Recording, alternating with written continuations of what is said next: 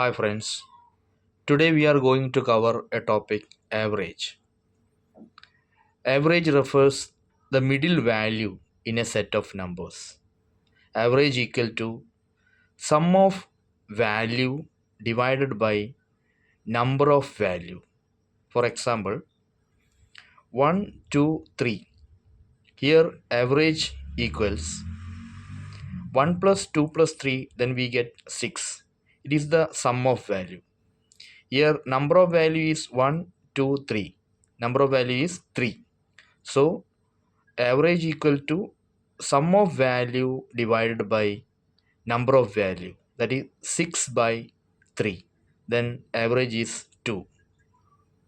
ഇവിടെ നമ്മൾ എന്ന് പറയുന്നത് ശരാശരിയെക്കുറിച്ചാണ്. ശരാശരി എന്ന് പറയുന്നത് ഒരു കൂട്ടം സംഖ്യകളിലെ മധ്യത്തിലായി വരുന്ന നടുവിലായി വരുന്ന സംഖ്യയെയാണ് ശരാശരി എന്ന് പറയുന്നത്.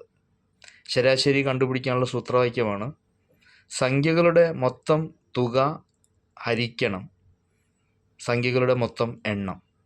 ഉദാഹരണത്തിന് 1, 2, 3 എന്നീ സംഖ്യകളുടെ ശരാശരി കാണുന്നത് 1 പ്ലസ് 2 പ്ലസ് 3 എന്ന് പറയുമ്പോൾ നമുക്ക് 6 കിട്ടുന്നു.